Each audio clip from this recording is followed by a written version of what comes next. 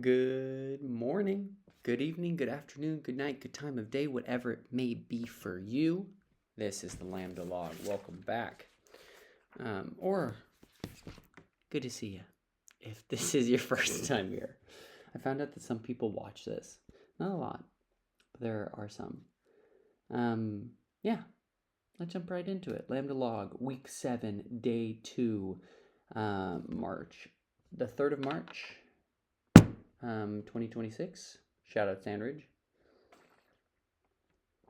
So we began today. Oh, also, it's a Tuesday. We began today with the town hall.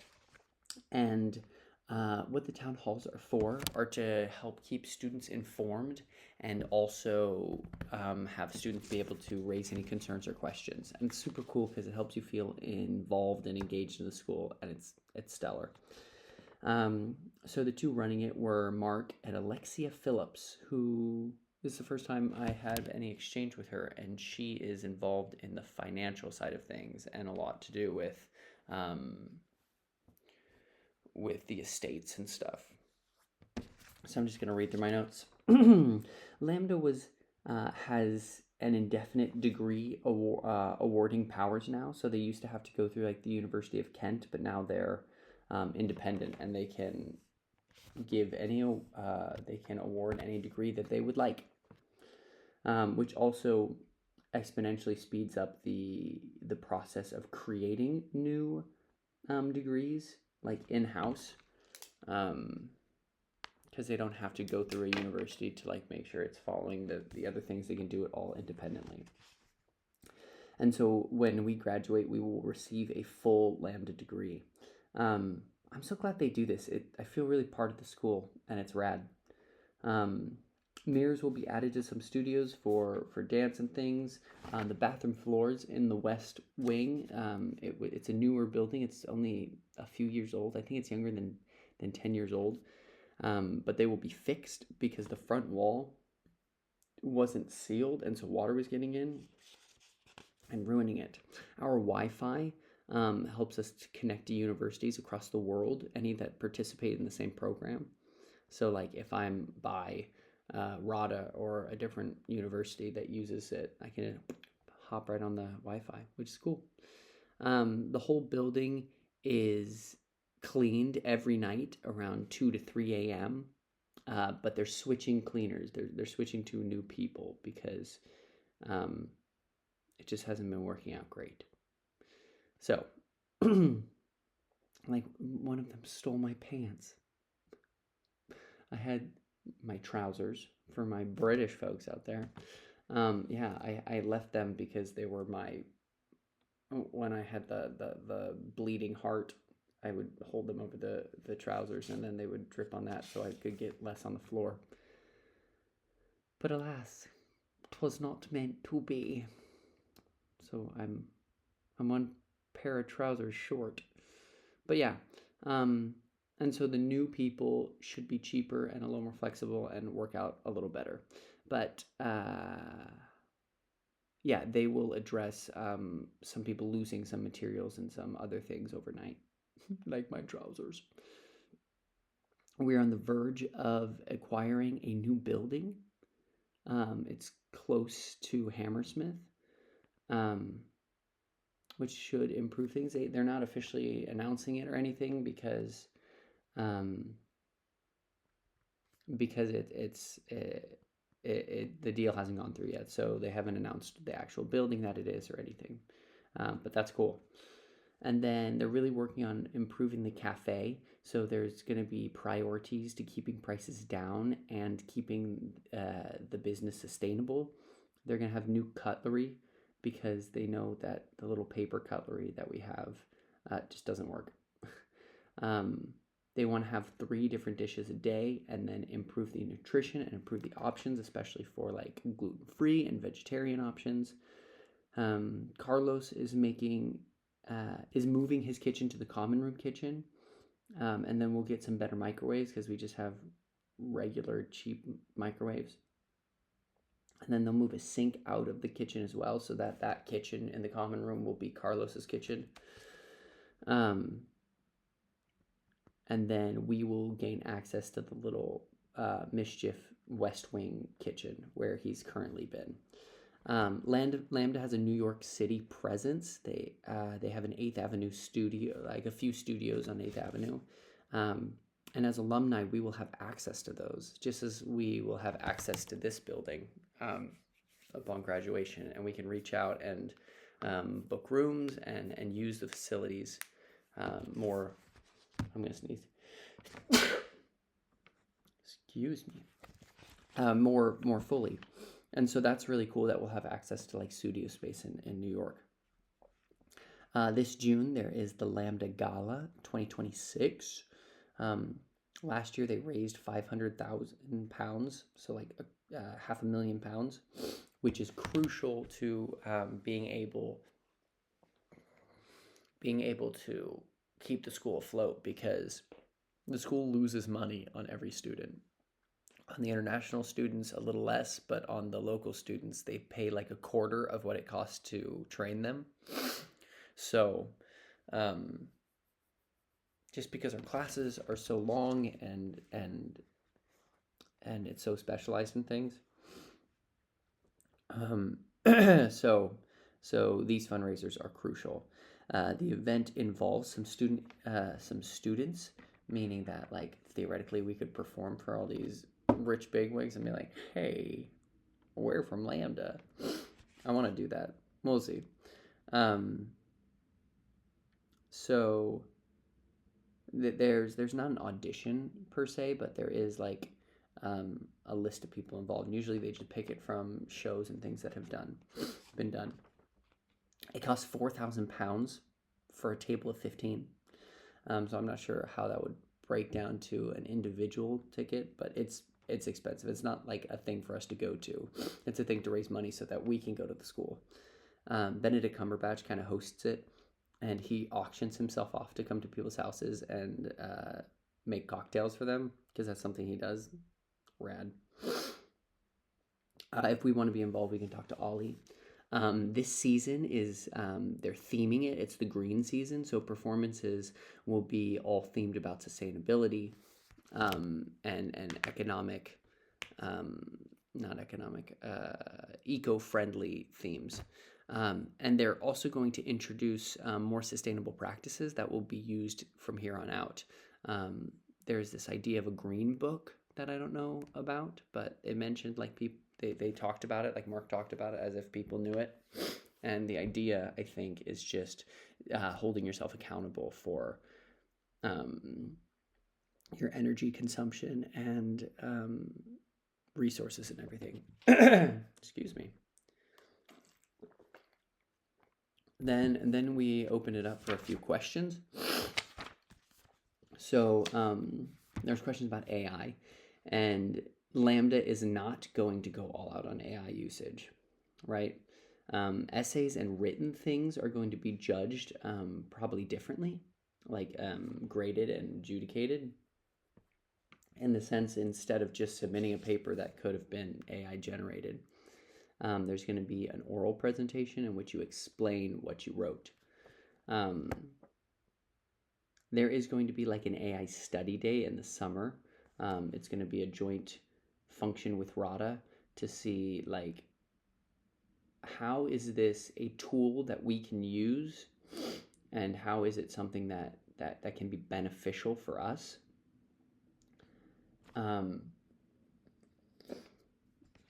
But it's not jeopardizing or compromising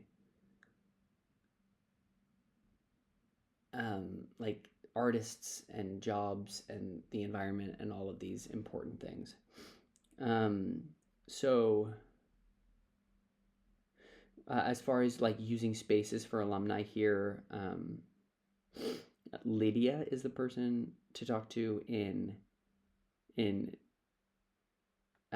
for London, and Kelly is the person in NYC, but most people just email Mark and he works something out. Questions are about we had some questions about just like the timing of town halls and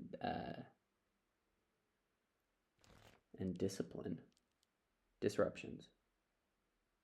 Not sure what that was about, but yeah, just like how disruptions because for the PTES students, the tech ones, it's really difficult when they're performing and working shows, when there's town halls during it. And then we went to rehearsal, and we started off with warm up with Jess. Jess was there, and it was a good warm up. We moved around the space. We accessed some stretching and some opening and widening, and it was good. And then we had some of our presentations. So we began with fashion in the 17th century in Spain. And they were very bold with their choices. The more of a world influence and force they were, the bolder their choices were. So most people kind of stayed away from dark colors, but the Spanish embraced it. And they had these capes as well. And so dark, and they also did tighter tailoring, so not as poofy as the kind of Elizabethan, what you think of like when you think of Shakespeare, but it was tighter, tailored. The military influence was very prevalent in men's fashion, as it always is. That's like the only place we draw fashion from. Well, it's changing now, but in general, and historically.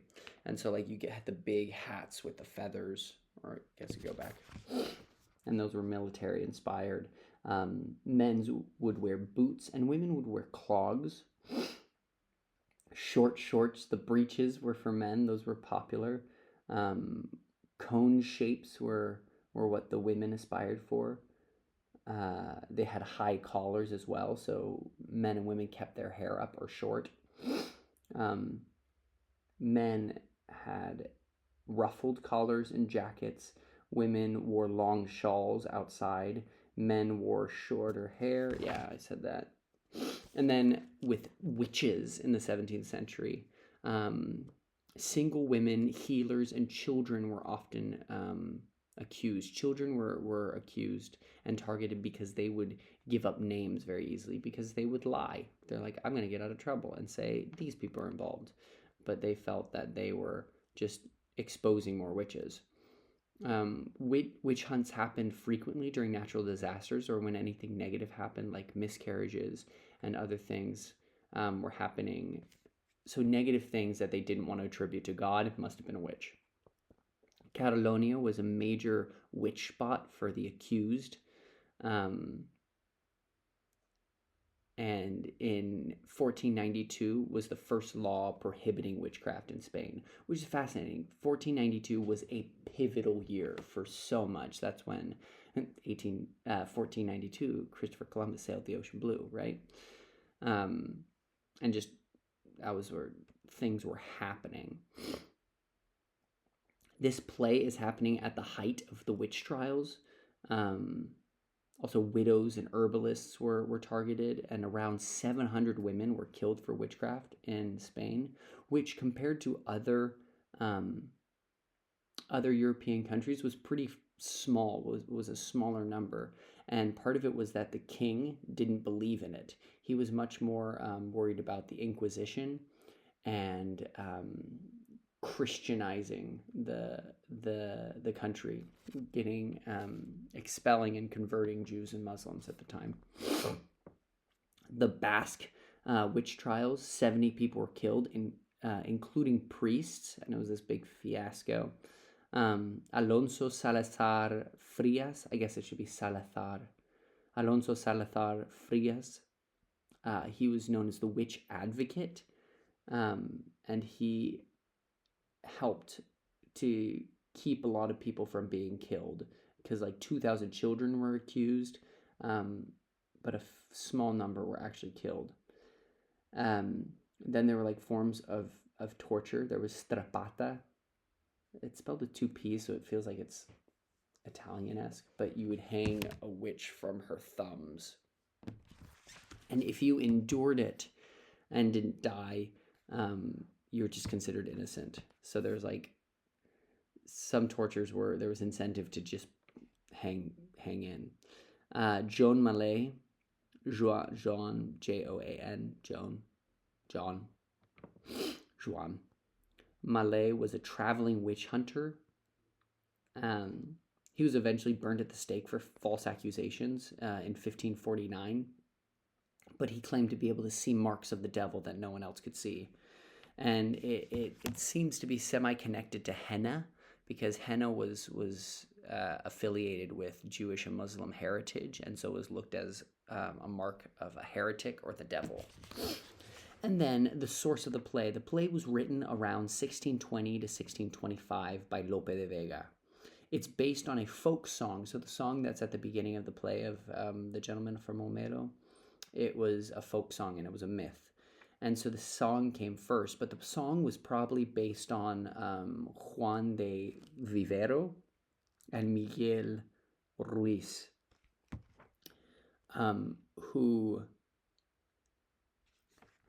died in November 6th, 1521, which is very specific when we don't have specific dates. But yeah, so the story probably inspired the folk song and the folk tale, which inspired the play. And the folk song also inspired the dance of the night, as in not haya, not night, woo, but haya, knight. And also an influence was La Celestina. And La Celestina and Don Quixote were like the pivotal influencing works of literature throughout this kind of time. La Celestina was written by Fernando de Rojas. And yeah, I can't remember what it's about. I think it's like a Romeo and Juliet kind of story.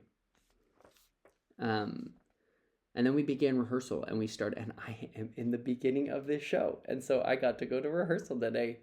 But it was the beginning of rehearsal.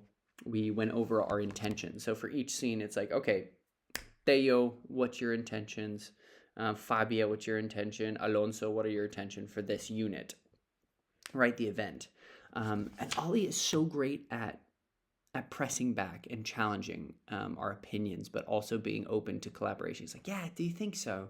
It's like, but it is that way, isn't it?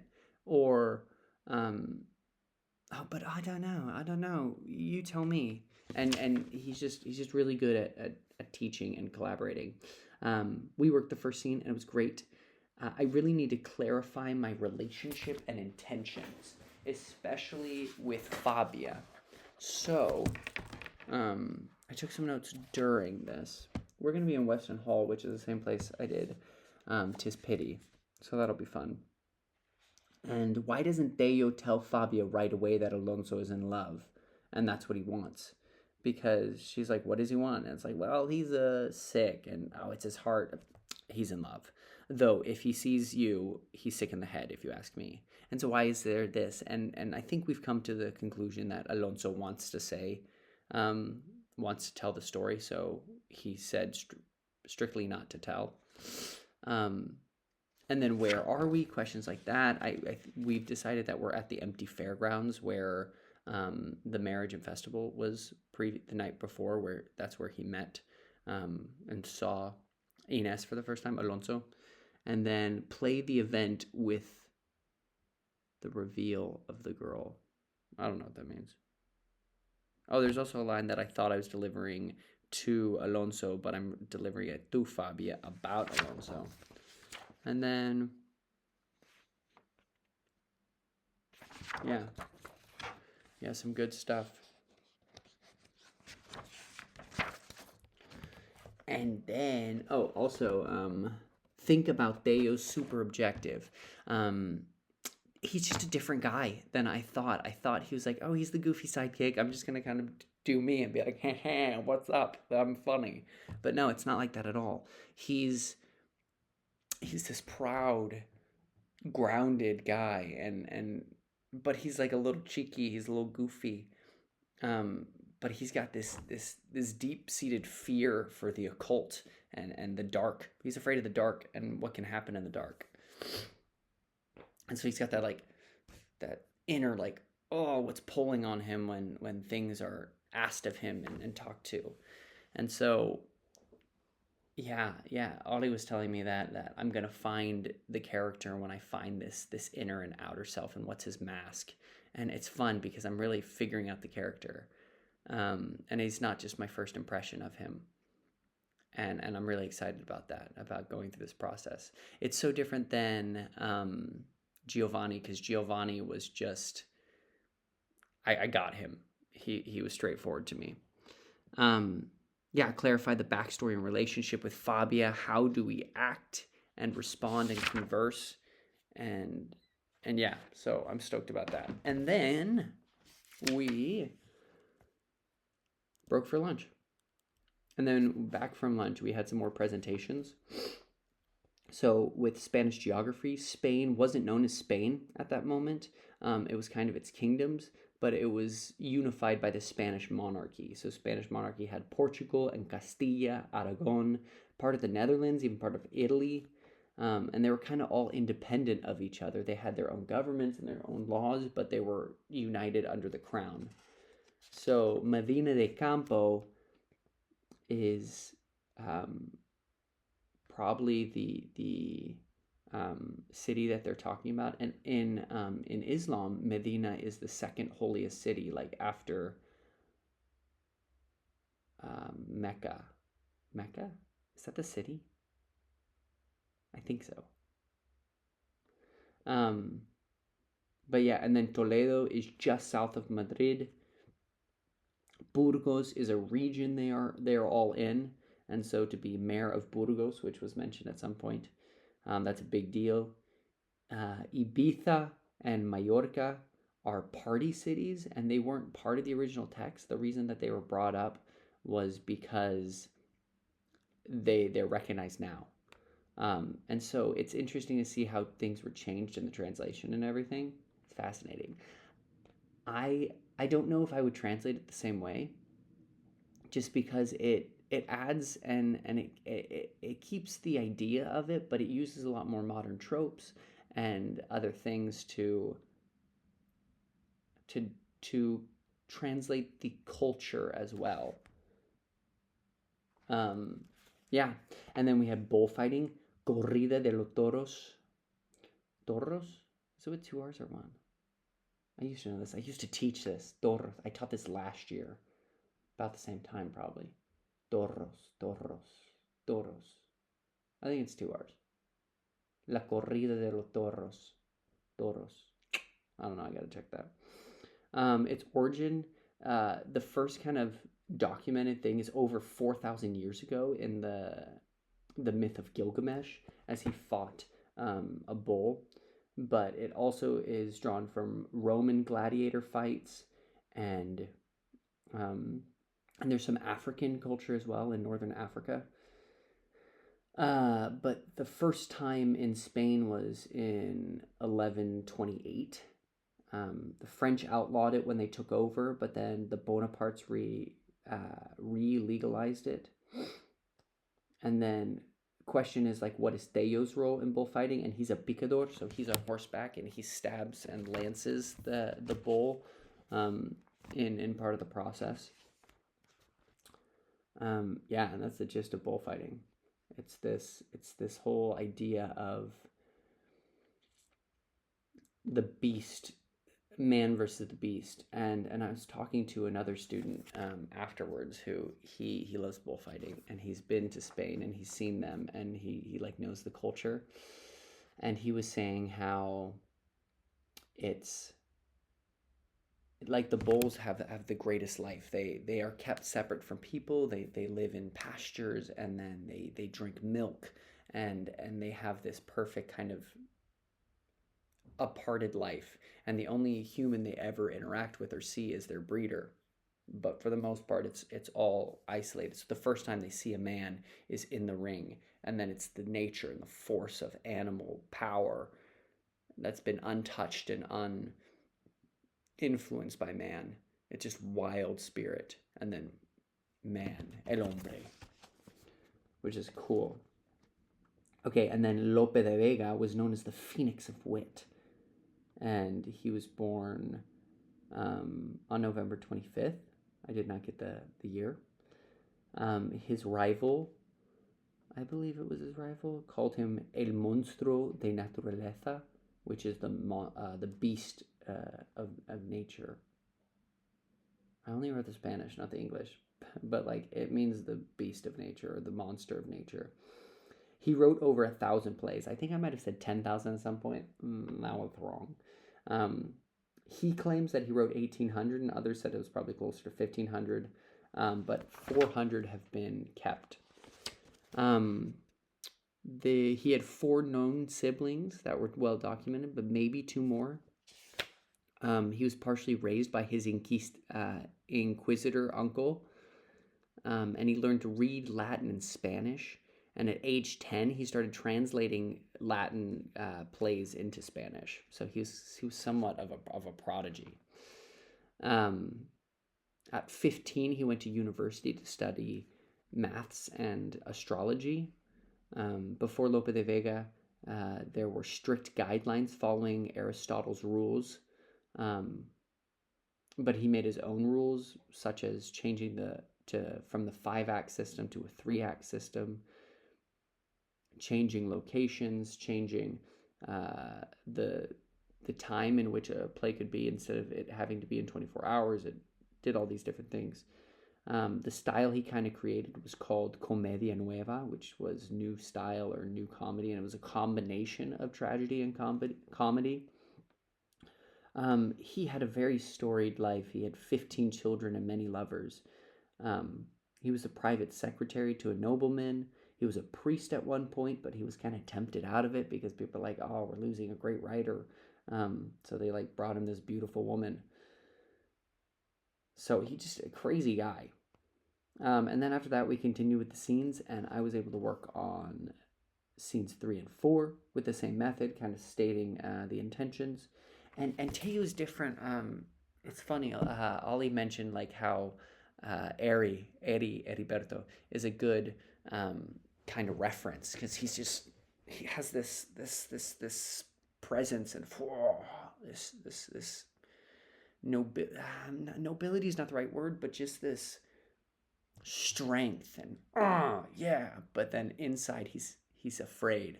Not Heriberto, but Teo. So I'm excited. I might kind of lower my voice a little bit, and not like artificially, but like I feel like Teo he would talk down here a little bit. It's like, yeah, I'm cool. Ladies love me. I'm awesome. But it's a bit of a facade, whereas with Alonso, it's just the truth. And then I did a self-tape for the first time. Well, like a traditional self-tape. Typically, I've done some self-tapes, but they've been mostly for musical theater, and it's always just been like Emma is holding a camera and then I'm just like, wah! So this was one where like I had to get my settings right. I had to stand in the right spot. It was this shot, give or take, like this medium, what was it called? Medium close-up or something. And then I had to look right off and talk. I was going to pull up the actual brief. This is the email we were sent, if it will load.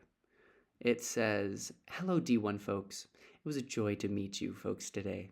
As promised, here's an email thread where I'll share self-tape briefs with you. Your first tape is Project Netflix. On Canvas, you'll find the script Project Netflix _script and a link to the submission folder. All our class materials are housed within the acting in classical theater. That's the course. Record an audition for either of the 2 roles. Please submit 1 take and include an ident/slate. Idents are what they call slates in the UK. I think it's short for identification. As an outro, I think that's the part he put in as like to trick people up.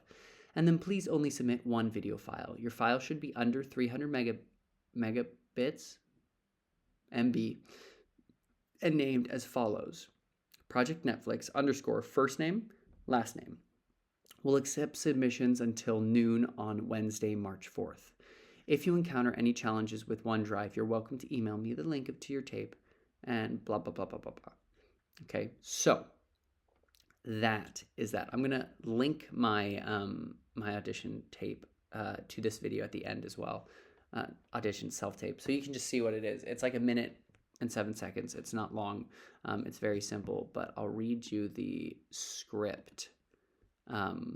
It's very straightforward. It's a scene from a Netflix show, Dark, with which is a German show about like time travel and stuff. So I looked up all of the information.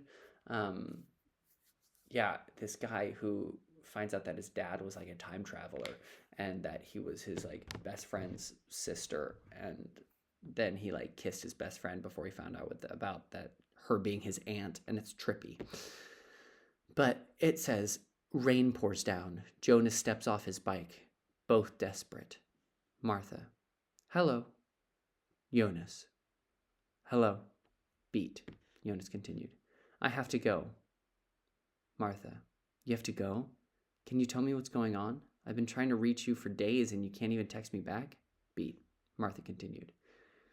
What was that after rehearsal? You just wanted to make out? Did you think Martha's unstable, so I'm going to take whatever I can get? Beat. Martha continued. Say something. Jonas. I was wrong. It was wrong. Martha. What was wrong? Jonas. This thing with us, it wasn't right. Martha. Because of Bartosz? Jonas. No, it's not Bartosz. Because of us, we're just not a good match, okay? Martha. We're not a good match. Jonas. Yeah, we just wouldn't work. Jonas goes to leave, but Martha interrupts him with a kiss. Martha. So this is wrong? Jonas. I'm sorry. Jonas leaves Martha in the rain. I realize now that I didn't do the action at all, but that's fine. Something that some of our friends who have experience with film and self-taping said is you don't want to like go like for the kiss. You don't want to be like, but just like respond as if it happened to you. Yeah, so I'll attach that at the end of this, but besides that, that's the gist, man. I worked on it with a couple of friends, and it was fun, and I like these people that I get to do this school thing with. Yeah, feeling great. Anyway, until tomorrow, bye-bye.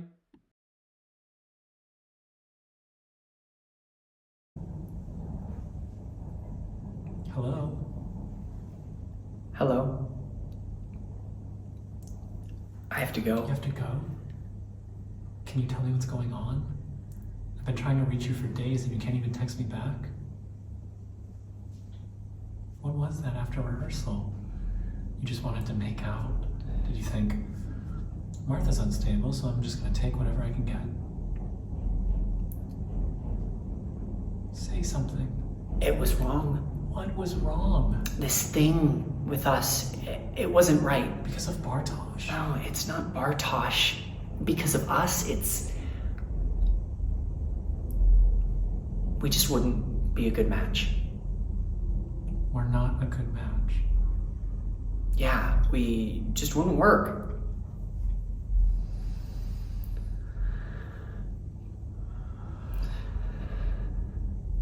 So this is wrong. I'm sorry.